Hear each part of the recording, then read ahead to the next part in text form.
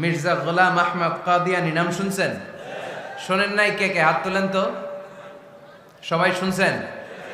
এই বেয়াদবটাও কাদিয়ান এলাকার লোক, সেও নবুয়তির দাবি করেছিল, কিন্তু তার পরিণাম ভালো হয় নাই, ঠিক কিনা? নবীরা পবিত্র, নবীরা যেই জায়গাটায় মারা যায় ওই জায়গাটাও পবিত্র, কিন্তু এই বেয়াদবটা মারা গেছে টয়লেটের ভেতরে। টয়লেটের টাঙ্কি ভেঙে পায়খানার গোডাউনের ভেতরে পড়ছে। পায়খানা খাইতে খাইতে পেটটা হয়ে গেছে এত বড়, মেথর এনে শিকল দিয়ে বেঁধে টেনে হিচড়ে একে উপরে ওঠানো লাগছে।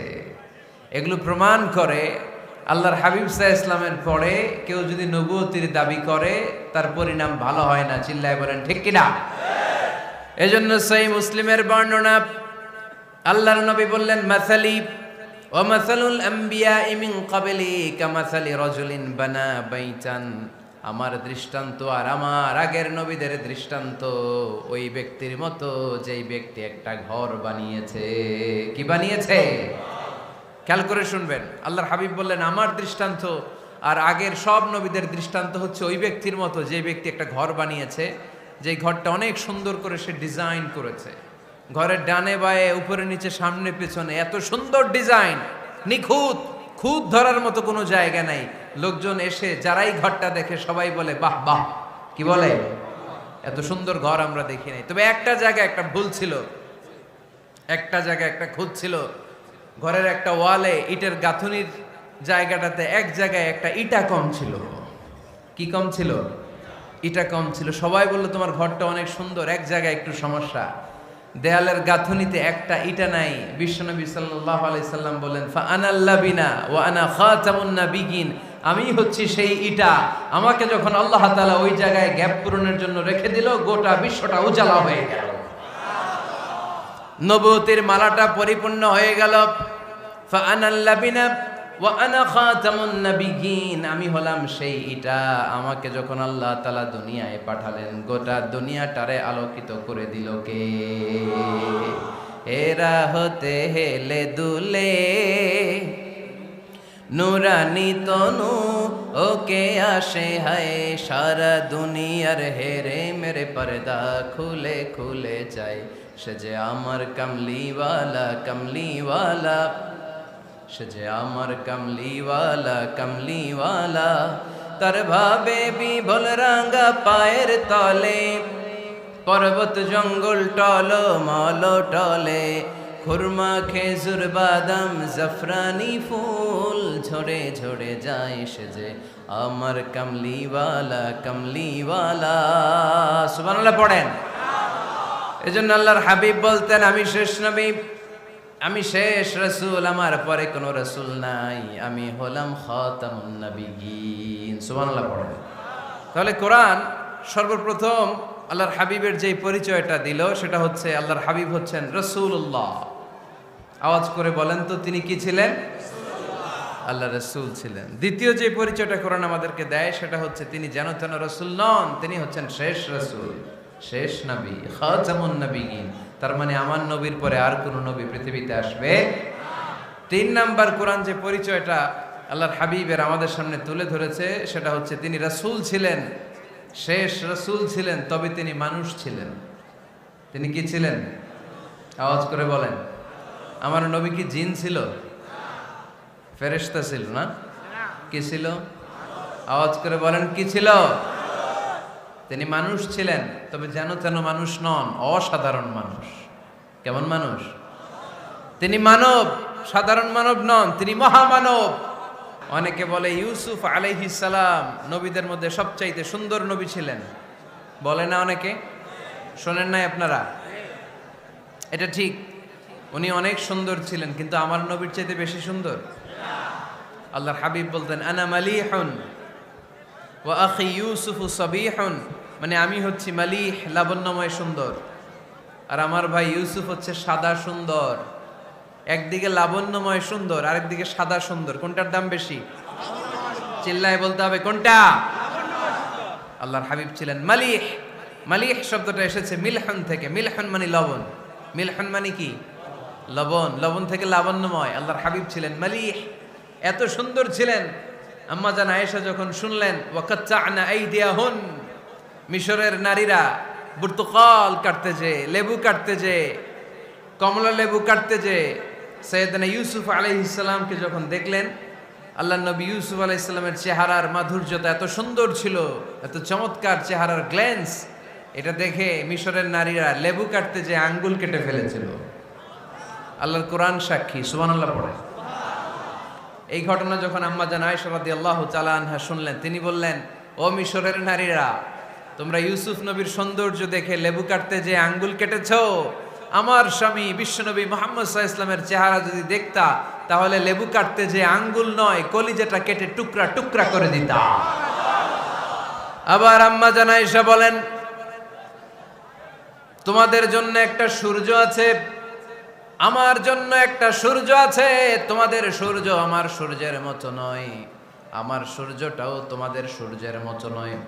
তোমাদের সূর্যটা প্রতিদিন সকালবেলা পূব আকাশে উদিত হয়ে গোটা বিশ্বটারে আলোকিত করে ফেলে, কিন্তু আমার সূর্যটা সকালবেলা উদিত হয় না।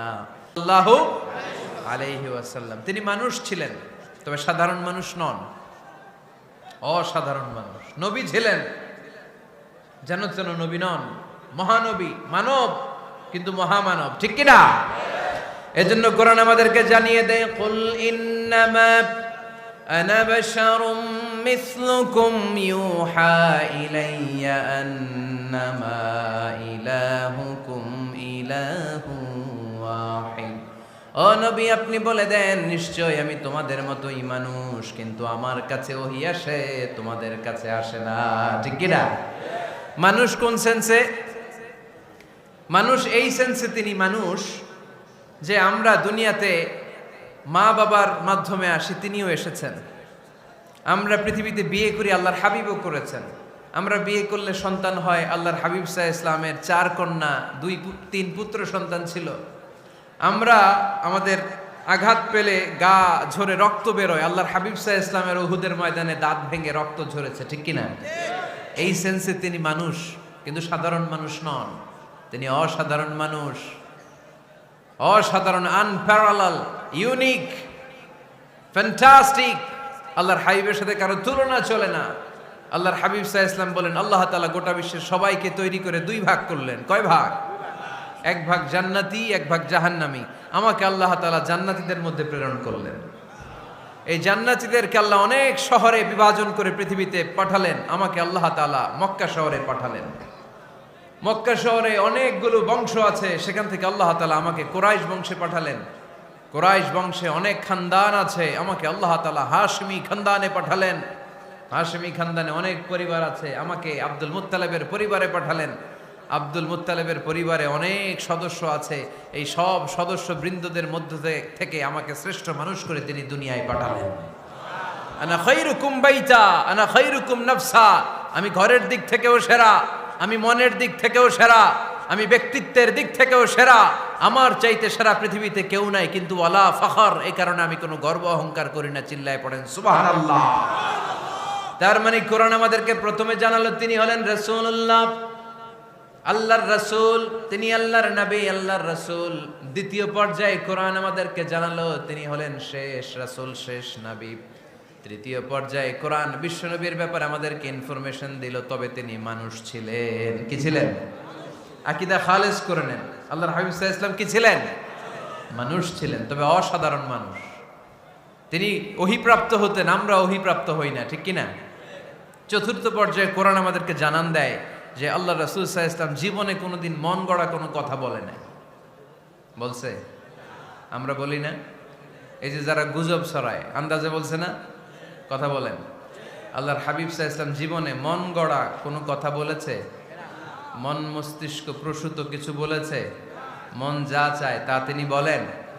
বলেন না। মন গড়া বলেন না, because he was guided by ওয়াহি, he was guided by the revelation. তিনি ওহী দ্বারা গাইডেড, ওহী তাকে ওনাকে পথ দেখায়। মন গড়া তিনি কিছু বলেন না, কোন নবী মন গড়া কিছু বলেন না। এজন্য নবীদের কথার মধ্যে কোনো অমিল নাই। এমনকি কখনো হয়েছে এক নবী এসে বলেছে পৃথিবীতে যে আল্লাহ একজন, আরেক নবী এসে বলছে না 2-3 জনও হতে পারে? বলেছে? কোন নবী এসে বলেছে যে আখেরাত আছে, the day of judgement, the day of accountability, দুনিয়াতে যা করেছো এগুলোর জন্য আল্লাহর সুপ্রিম কোর্টের কাঠগড়ায় দাঁড়াতে হবে, আখিরাত বলে একটা ব্যাপার আছে। আরেক নবী এসে বলছে না, আখিরাত ফাকিরাত কিছু নাই, দুনিয়াকে মজা লেলো, দুনিয়া তোমারই হ্যাঁ, এই দুনিয়াই সব শেষ। এরকম কি কখনো হয়েছে? না। কিন্তু এই পৃথিবীর কবিরা এক এক কবি এক এক কথা বলে, এক এক নবী এক এক কথা বলে, এরকম হয় না। কিন্তু এক এক কবি এক এক কথা বলে, এক এক দার্শনিক এক এক কথা বলে, ঠিক কি না? এক দার্শনিক থিওরি দাঁড় করালো, মানুষ হচ্ছে পেট সর্বস্ব জীব, মানুষের পেটের সমস্যা বড় সমস্যা, এ সমস্যার সমাধান হয়ে গেলে সব সমাধান। আরেক দার্শনিক এসে বলল না, মানুষের যৌন সমস্যা সবচেয়ে বড় সমস্যা, সেক্সুয়াল প্রবলেম, এইটা সমাধান হলে সব সমাধান। আরেক দার্শনিক এসে বলে না, পেটের সমস্যাও বড় সমস্যা না, যৌন সমস্যাও বড় সমস্যা না, মানুষ আসলে মানুষই না, মানুষ হলো বান্দর। বানর থেকে সময়ের বিবর্তনে, কালের আবর্তনে এগুলো মানুষ হয়েছে, বলছে না? তার মানে এক দার্শনিকের কথার সাথে আরেক দার্শনিকের কথার মিল আছে? আওয়াজ করে বলেন। কিন্তু পৃথিবীর একজন নবীর সাথে আরেকজন নবীর কথার কোনো অমিল খুঁজে পাওয়া যায় না, চিল্লায় বলেন ঠিক কি না? এজন্য আল্লাহ বললেন, আমার নবী মন গড়া কিছু বলে না। ওয়ামা ইয়ানতিকু আনিল হাওয়া ইন হুয়া ইল্লা ওয়াহিয়ুন ইউহা। আমার হাবিব মন গড়া কোনো কথা তোমাদেরকে কখনো শোনায় না, তিনি যা তোমাদেরকে শোনায় ওহী থেকে শোনায়। সুবহানাল্লাহ পড়েন। যা আসে তাই তিনি বলেন, মন গড়া কিছু বলেন না। মক্কার ইহুদিরা আল্লাহ রাসূল সাল্লাল্লাহু আলাইহি ওয়াসাল্লামকে একবার ধরলো, জিজ্ঞেস করলো যে মুহাম্মদ, তিনটা প্রশ্ন তোমাকে করব, যদি উত্তর করতে পারো তাহলে বুঝবো তুমি সত্য নবী। আল্লাহর হাবিব সাল্লাল্লাহু আলাইহি ওয়াসাল্লাম বললেন, তাহলে বলো কি জানতে চাও? তারা জিজ্ঞেস করলো মা হুয়া রূহ, বলো তো রুহু কারে বলে? রুহু চিনেন আপনারা? রুহু থাকলে আমরা নড়ি চড়ি, অ্যানিমেটেড, প্রাণবন্ত। রুহু যখন উড়াল দেয় লাশ হয়ে পড়ে থাকে, ঠিক কিনা? সব চলে যায়। আমাদের দুই কাঁধের দুই ফেরেশতা থাকে, এরাও উড়াল মারে, ঠিক কিনা? দুই কাঁধে ছিল যে তোমারে দুইজনা পাহারা, তোমারে একলা থুইয়া পালাইছে তাহারা, তোমার আটকুঠুরি নয় দরজা বন্ধ যে ওই হলো রে হলো মুখে আল্লাহ রসুল সবে বলো, দুয়ারে আইসাছে পালকি নাই হরি গাও তোলো রে তোলো মুখে আল্লাহ রসুল সবে বলো, ঠিক কিনা? মা হুয়ার রূহ, মুহাম্মদ আমাদেরকে বলে শোনাও রুহু কারে বলে, কেমন করে আসে, কেমন করে যায়, এ ব্যাপারে কি জানো বলো। দুই নাম্বার প্রশ্ন, মানহুম আসহাবুল কাহাফ, আসহাবে কাহাফ সম্পর্কে কি জানো? তিন নাম্বার প্রশ্ন, মান হুয়া যুলকারনাইন, যুলকারনাইন বাদশা সম্পর্কে কি জানো? আল্লাহর হাবিব সাল্লাল্লাহু আলাইহি ওয়াসাল্লাম বললেন, গাদান উজিবুকুম, আগামীকাল বলে দেব। কি বললেন? সবাই বলেন উত্তরে কি বললেন? আগামীকাল বলে দেব। তো আগামীকাল সবাই এসে হাজির, বলো তিনটা প্রশ্ন রেখেছিলাম গতকাল, উত্তর বলো। আল্লাহর হাবিব সাল্লাল্লাহু আলাইহি ওয়াসাল্লাম বলতে পারলেন না, কারণ ওহী আসেনি। তিনি ছিলেন ওহী নির্ভর, dependent on wahi, dependent on revelation, guided by the wahi. তিনি এর পরের দিনে বললেন গাদান উজিবুকুম, আগামীকাল বলবো। এর পরের দিনে এরা এসে হাজির, উত্তর নাই। আল্লাহর হাবিব সাল্লাল্লাহু আলাইহি ওয়াসাল্লাম আবারও বললেন গাদান উজিবুকুম, আগামীকাল বলবো। এর পরের দিনে এরা এসে হাজির। এরকম একদিন, দুই দিন, তিন দিন নয়, টানা 15 দিন আল্লাহর হাবিব সাল্লাল্লাহু আলাইহি ওয়াসাল্লামের প্রশ্নগুলোর উত্তর করতে পারেন নাই। আল্লাহর হাবিব সাল্লাল্লাহু আলাইহি সাল্লামের নবুয়তি জিন্দেগিতে এত বিব্রতকর পরিস্থিতিতে তিনি কখনো পড়েন নাই। ইহুদিরা প্রতিদিন এসে হট্টগোল করে আর মক্কায় রটনা ছড়ায়, দেখো এই লোকটা যদি সত্যি নবী হতো তাহলে তো উত্তর করতে পারতো, ঠিক কি না? যেহেতু উত্তর করতে পারে না, আসলে সে আসল নবী নয়, সে ভণ্ড নবী, মিথ্যা নবী। পড়েন না আউযুবিল্লাহ। 15 দিন পর আল্লাহ আয়াত নাযিল করলেন, ওয়ালা তাকুলান্না লিশাইইন ইন্নী ফাইলুন যালিকা গাদা ইল্লা আইয়াশা আল্লাহ। ও নবী, ভবিষ্যতের ব্যাপারে সামনে থেকে যখন আপনি ওয়াদা দিবেন, ওয়াদা দেওয়ার সময় ইনশাআল্লাহ শব্দটা মিলিয়ে দিবেন। সুবহানাল্লাহ পড়েন। আল্লাহর হাবিব সাল্লাল্লাহু আলাইহি সাল্লামকে শিখানোর মধ্য দিয়ে গোটা উম্মাহকে আল্লাহ শিখাই দিলেন যে ভবিষ্যতের কমিটমেন্ট যখন দিব, প্রমিস যখন দিব, প্রমিস দেওয়ার সময় কি বলবো? কি বলবো? আল্লাহর হাবিব সাল্লাল্লাহু আলাইহি ওয়াসাল্লাম ইনশাআল্লাহ বলতে ভুলে গিয়েছিলেন। এজন্য 15 দিন টানা 15 দিন ওহী আসে নাই। 15 দিন পরে আল্লাহ তাআলা ওহীর মাধ্যমে বিশ্বনবীকে জানিয়ে দিলেন, ইয়াসআলুনাকা আনির রূহি কুলির রূহু মিন আমরি রাব্বি ওয়া মা উতীতুম মিনাল ইলমি ইল্লা কলিলা। দ্বিতীয় প্রশ্নের উত্তরও জানিয়ে দিলেন, আম হাসিবতা আন্না আসহাবাল কাহফি ওয়ার রাকিমি কানু মিন আয়াতিনা আজাবা। 3 নম্বর প্রশ্নের উত্তর আল্লাহ নাজিল করলেন, ওয়াসআলুনাকা আন যিল করনাইন কুল সাআতলু আলাইকুম মিনহু যিকরা। পড়েন সুবহানাল্লাহ। এরপর নবী বললেন, কাদের উত্তর জানা লাগবে? আসো জেনে নাও।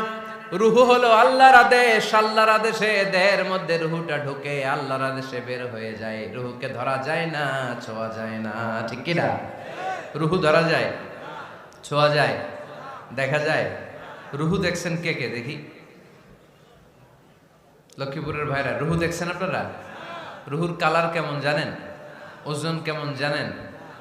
কোত্থেকে যে এসে জুড়ে যায় দেহের মধ্যে, মায়ের পেটের ভেতরে, আবার হুট করে উড়াল মারে, মানুষটা লাশ হয়ে পড়ে থাকে, ঠিক কিনা? 2 নম্বর প্রশ্নের উত্তরে বিশ্বনবী জানিয়ে দিলেন, আসহাবে কাফ হচ্ছে আল্লাহর প্রিয় 7টা যুবক বান্দা, যারা 309 বছর গুহার মধ্যে ছিল। তারপর তাদেরকে আবার জাগ্রত করে দিয়েছিল কে? পৃথিবীতে 4 জন বাদশা ছিল, গোটা বিশ্বের বাদশা। গোটা বিশ্বকে ডমিনেট করেছে, শাসন করেছে। 2 জন মুসলমান, 2 জন কাফের। এর মধ্যে একজন ছিল যুলকারনাইন, গোটা বিশ্বকে শাসন করেছে। সুবহানাল্লাহ পড়ে। তার মানে আল্লাহর হাবিব সাল্লাল্লাহু আলাইহি ওয়াসাল্লাম মন গড়া কিছু বলতেন না। কথা কি বুঝতে পারতেছেন? তা না হলে এই 15 দিন বানায় একটা বলে দিতেন না? আমরা হলে কি করতাম? একটা প্রশ্ন করছে কেউ, কি করতাম আমরা? বানায় একটা বলে দিতাম। জানি না, এই কথা কোনোদিন আমাদের মুখ দিয়ে বের হয় না। জানি না, এটা বলতে আমাদের লজ্জা লাগে। কিন্তু ক্লাসিক স্কলাররা, আল উলামা আল মুতাকাদ্দিমিন, যারা হাজারো প্রশ্নের উত্তরে বলতেন, আনা লা আ'লাম আল্লাহু আ'লাম, আমি কিচ্ছু জানি না। কি জানি? আমি কিছুই জানি না। জানি না এটা বলতে আমরা জানি না, এটা বলতে শিখুন। জানি না, কিছুই জানি না আমি। জানে কে? সবচেয়ে বেশি জানে কে? মুসা আলাইহিস সালাম বনি ইসরাইলের লোকদের কাছে বয়ান করতেছিলেন। হঠাৎ একজন দাঁড়িয়ে বলে, মান আ'লামু ফিল আরদ। নবী আল্লাহ মুসা, বর্তমান পৃথিবীতে সবচেয়ে জ্ঞানী কে? বলেন তো। মুসা আলাইহিস সালাম বললেন, আনা, আমি আমি আমি সবচেয়ে জ্ঞানী।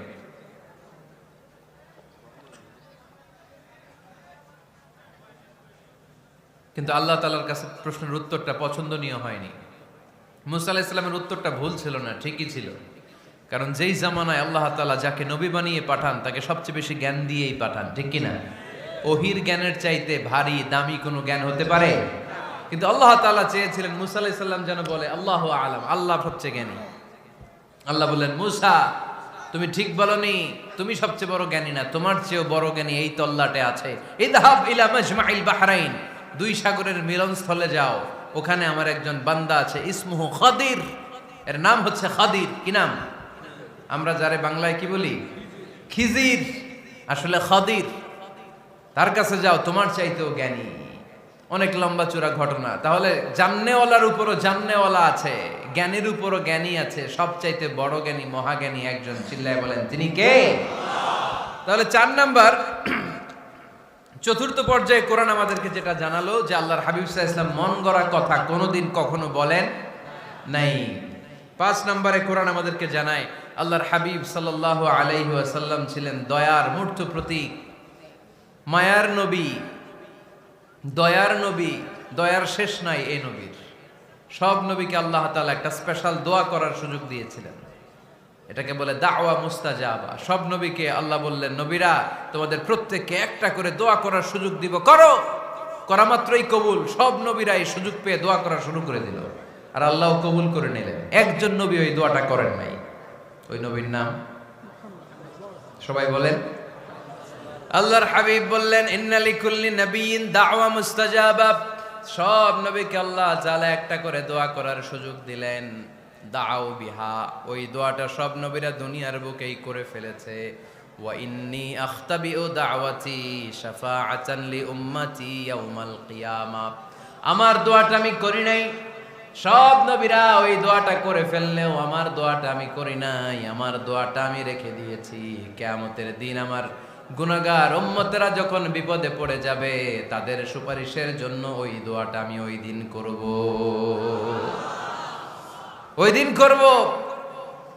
রেখে দিয়েছেন দোয়াটা। বিশ্বনবী কি ওনার জীবদ্দশায় এ দুনিয়ার জীবনে বিপদ পরীক্ষা কষ্টের সম্মুখীন হয় নাই? দোয়া করলেই তো আল্লাহ কবুল করে নিতেন। না খেয়ে পেটে পাথর বেঁধেছেন, আমরা পাথর বাঁধছি কয়বার? কথা বলেন। নানার সামনে নাতিগুলো চিৎকার দিত, সাইয়েদনা হাসান হুসাইন রাদিয়াল্লাহু তাআলা আনহুমা চিৎকার করতো ক্ষুধার চোটে বেহুশ। এই দৃশ্য কি নানার সহ্য হয়? আল্লাহর হাবিব তখন যদি আল্লাহর কাছে দোয়া করতেন, আল্লাহ আপনি জান্নাত থেকে খাবারের ব্যবস্থা করে দেন, সাইয়েদনা জিবরাইল আলাইহিস সালামকে দিয়ে জান্নাত থেকে খাবারের বস্তা পাঠিয়ে দিত কে? উহুদের ময়দানে দান শহীদ হলো, দোয়া করলে দোয়াটা কবুল করতো কে? তায়েফের ছেলেরা পাথর মেরে মেরে বিষ্ণুনবীর দেহটাকে ঝাঁঝরা করে দিয়েছে। তখনও যদি বিষ্ণু ঈসা ইসলাম দোয়া করতেন, দোয়াটা কবুল করতো কে? দোয়াটাকে বিষ্ণুনবী করছিলেন? কথা বলেন। রেখে দিয়েছেন কার জন্য? আমার জন্য রেখে দিয়েছেন, আপনার জন্য রেখে দিয়েছেন, আমাদের জন্য রেখে দিয়েছেন। চিল্লায় বলতে হবে ঠিক কিনা? খেয়ে না খেয়ে দিন প্রচারের কাজে নিজেকে দিয়েছ বিলিয়ে, তায়েফের কাফিরেরা চিনল না সে আলো, দুষ্ট ছেলেদের পিছু দিল লেলিয়ে। পাথরের আঘাতে ক্ষত বিক্ষত হয়ে সারা শরীর থেকে রক্ত ঝরে। এ রাসূল তোমাকে ভুলি আমি কেমন করে, এ রাসূল তোমাকে ভুলি আমি কেমন করে। চিল্লায় পড়েন আল্লাহু আকবার।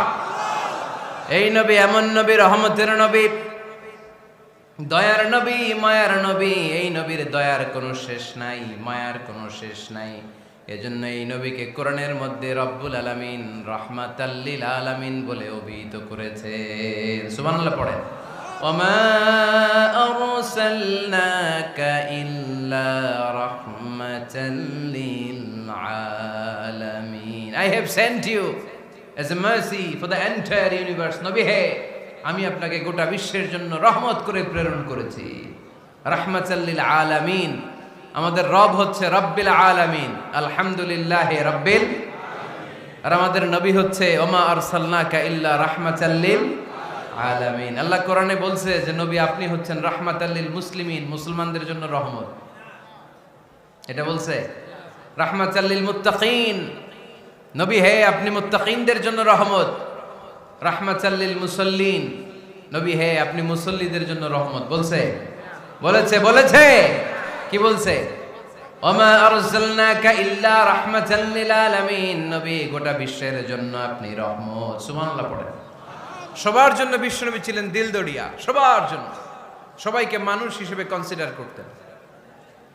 আল্লাহর হাবিব সাল্লাল্লাহু আলাইহি ওয়াসাল্লাম একবার একটা লাশ যেতে দেখলেন। লাশ দেখে আল্লাহ রাসূল সাল্লাল্লাহু আলাইহি ওয়াসাল্লাম দাঁড়িয়ে গেলেন। সাহাবারা বললেন, ইয়া রাসূলুল্লাহ ইন্নাহু ইয়াহুদি, এটা ইহুদির লাশ। কিসের লাশ? আপনি দাঁড়ালেন যে এটা তো ইহুদির লাশ। আল্লাহর হাবিব সাল্লাল্লাহু আলাইহি ওয়াসাল্লাম বললেন, আওয়ালাইসাত নাফসান, এটা কি মানুষ না? এটা হোক না ইহুদি, হোক না নাস্তিক, হোক না খ্রিস্টান, এটা তো মানুষ। আমি মানুষকে সম্মান করেছি, মানুষ দেখে দাঁড়িয়েছে। চিল্লায় পড়েন আল্লাহু আকবার। আপনাদের ধৈর্যচ্যুতি ঘটে গেছে, তাই না?